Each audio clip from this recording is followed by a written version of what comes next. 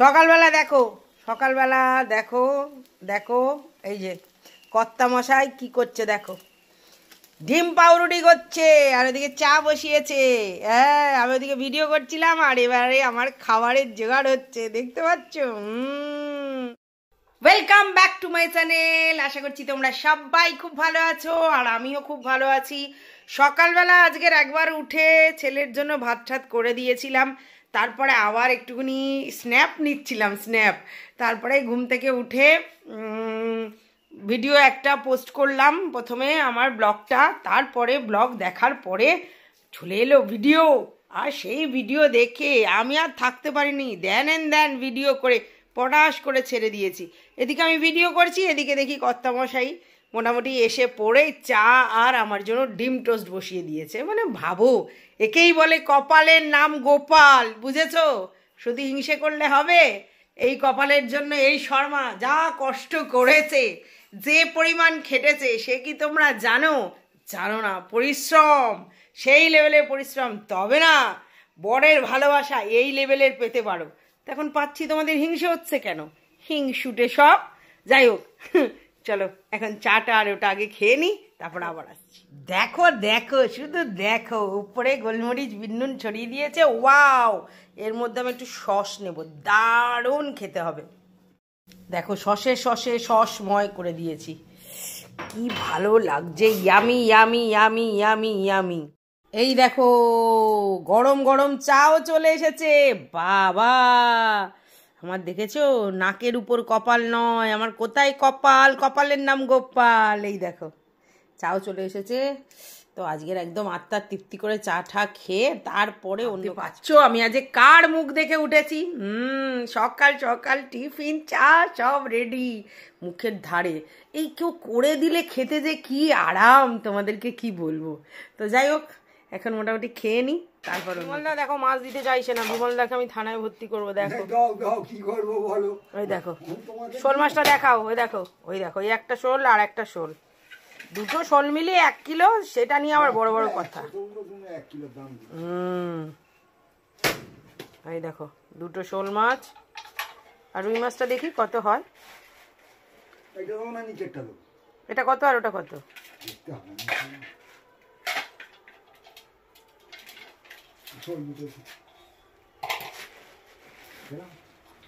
বাটকারা কিনতে পারো না?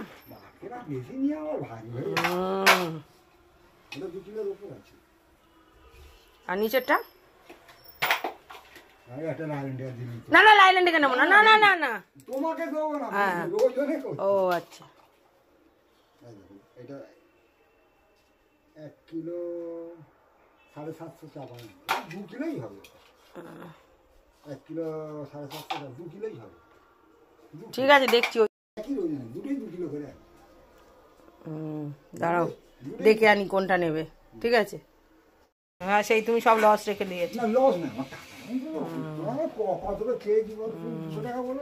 এই মাছটা কত হয়েছিল? ওই মাছটা কাতলাটা 2 কিলো।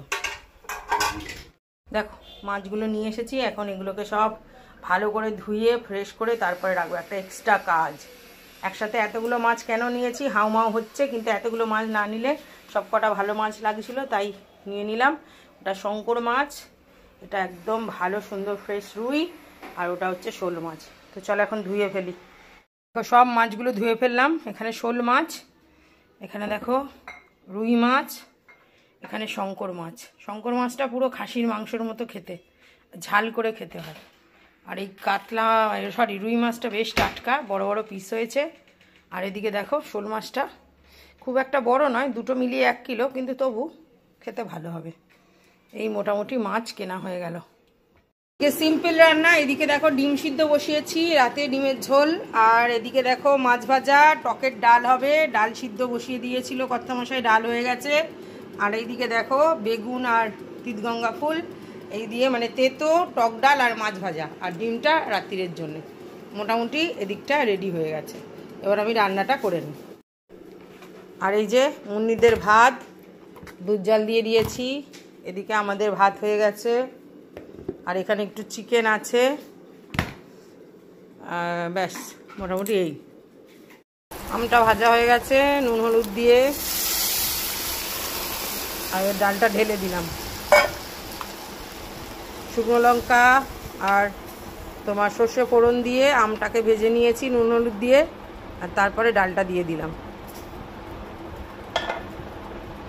ঢ্যাঁড়স ভেজে নেব, তাই ঢ্যাঁড়সটা কেটে নিলাম। আর এদিকে দেখো আলু পেঁয়াজ আর টমেটো কেটে নিয়েছি, এটা দিয়ে ডিমের ঝোলটা করব। তো আগে ঢ্যাঁড়সটা বসিয়ে দিই।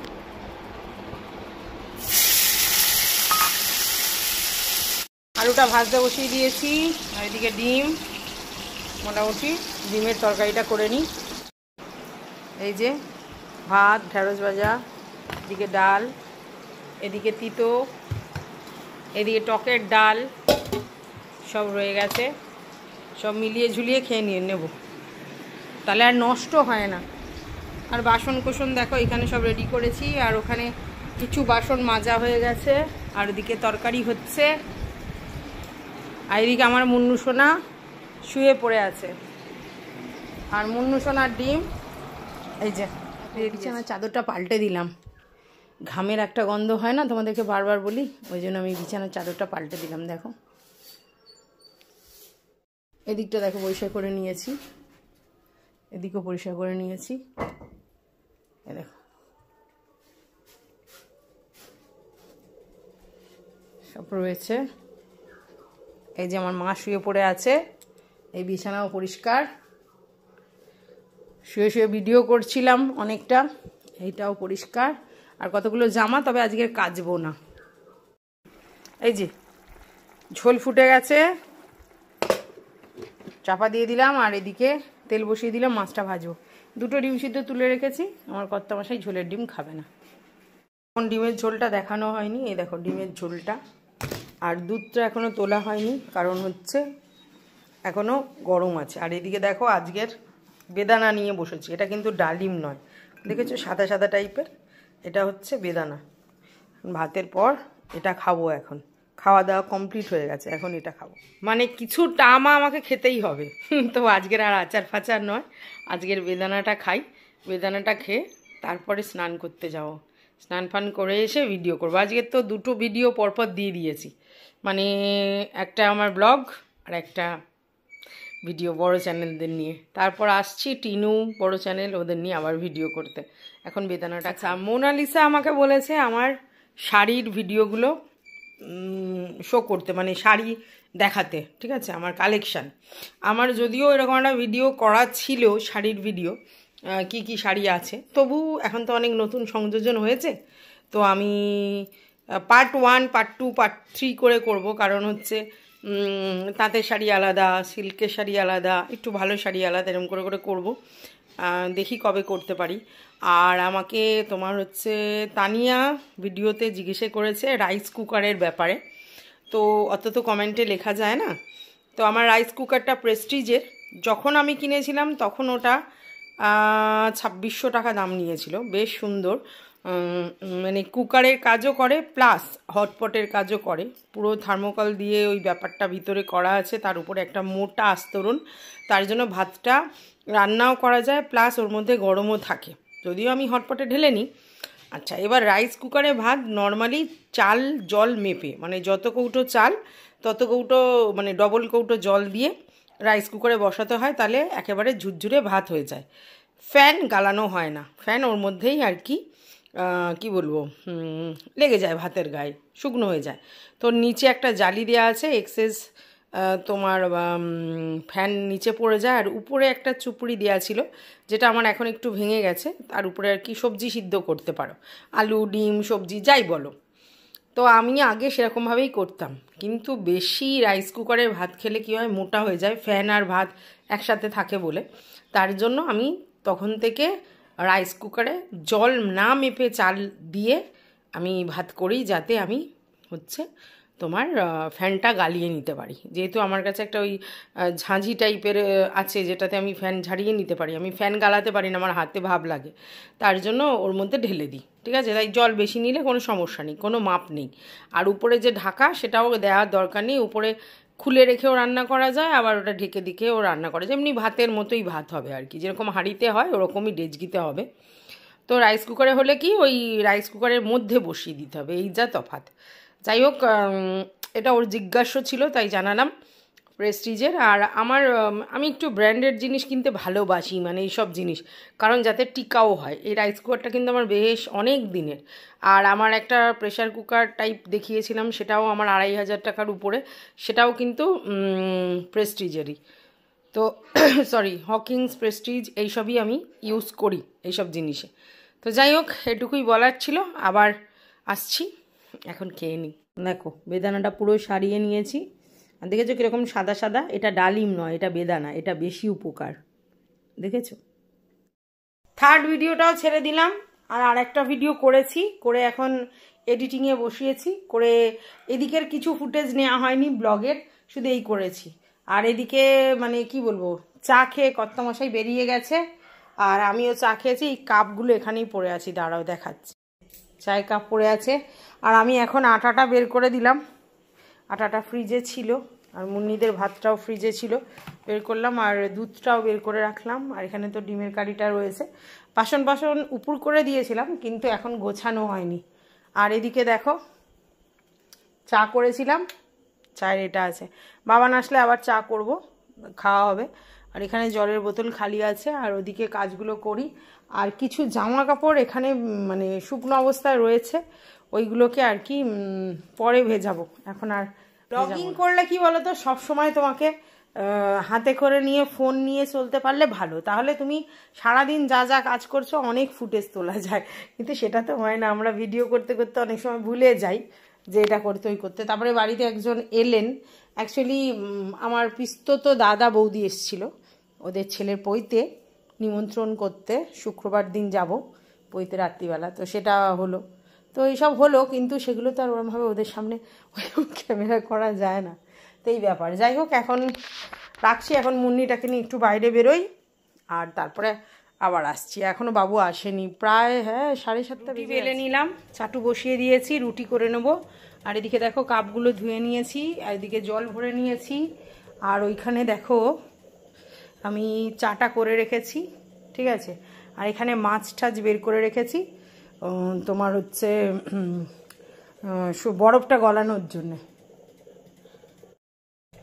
কত এই গরমে বলো, দেখো কি অবস্থা, ঘাম ঝরিয়ে এইসব কাজ করব আর তোমাদের দেখাবো না। আমি আজকে ছেলে এখনো বাড়ি আসেনি, 9:15 বাজে। ছেলে বাড়ি আসলে আজকেরই কথা পাকা করব, করে মেয়ে দেখবো, বিয়ে দেবো।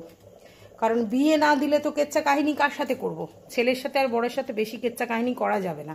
একটা ছেলের বউ ইমিডিয়েট দরকার, যাতে কিনা মানে ভিউজটা আমাকে গেইন করতেই হবে। একদম ছেলের বিয়ে দেব, দিয়ে ছেলের বউয়ের সাথে রোজ ঝামেলা করব, ঠিক আছে, করে মোটামুটি সেইটা ক্যামেরা বন্দি করব আর ছাড়বো, ব্যাস। ভিউজই ভিউজ, ভাবতে পারছো? 1 লাখ ভিউজ পাবলিক, মানে পারিবারিক কেচ্চা পাবলিক করতে। তাহলে বলো কেন আমি শুধু গরমে এই রুটি দেখিয়ে তোমাদের কাছ থেকে 100 ভিউজ নিতে যাব না? ছেলের বিয়েটা ইমিডিয়েট দিচ্ছি, দাঁড়াও রুটিটা করে নিই, তারপরে ছেলে আসলেই কথাটা আজকেরই পারবো। দাঁড়াও, রুটি হয়ে গেছে, আর এই থালাটা বের করে রেখেছি। আসুক বাবু, আগে চা খাক, তারপরে রুটি দেব। এই দেখো ইঁচড়গুলো আমি জলে ভিজিয়ে নিয়েছি, জলের মধ্যে ইঁচড়গুলো দিয়ে নিয়েছি, টুকরো টুকরো করে কাটবো।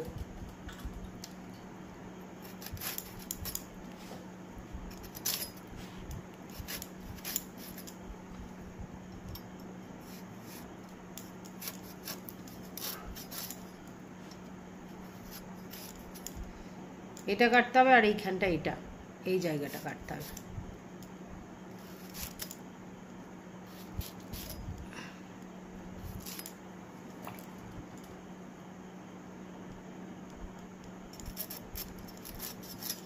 এটা মোটা করে কাটতে হবে, বুঝলে তো? এটা থাকলে কষ্ট লাগে, তিতো লাগে।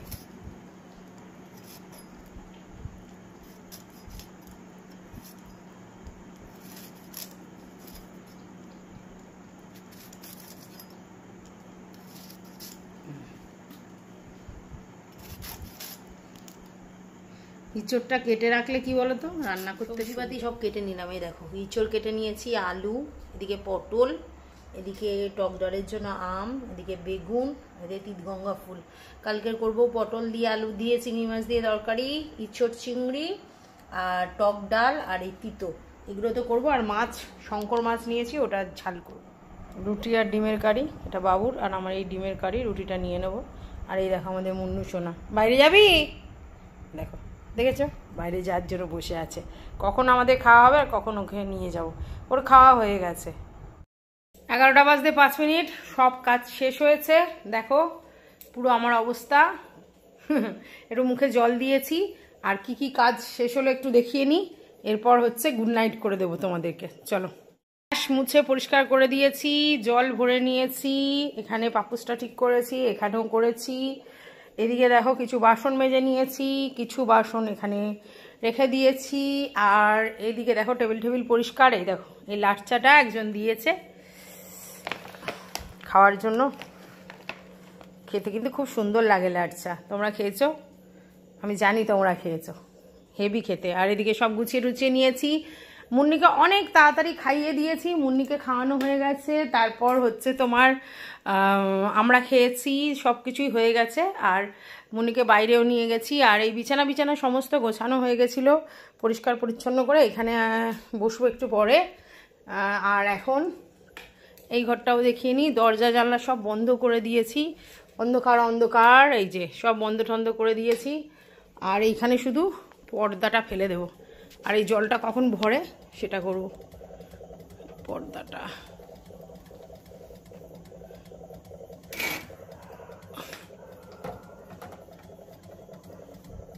ব্যাস, এদিকে কমপ্লিট হয়ে গেল। ব্যাস আর কিছু না। এবার তোমাদের গুড নাইট। সবাই ভালো থেকো, সুস্থ থেকো, সাবধানে থেকো। আর আমার ব্লগগুলো দেখতে থাকো। আর আমি এখন ড্রেস চেঞ্জ করে নিয়ে ভাবছি লাইভে আসবো। ঠিক আছে, টাটা, শুভরাত্রি।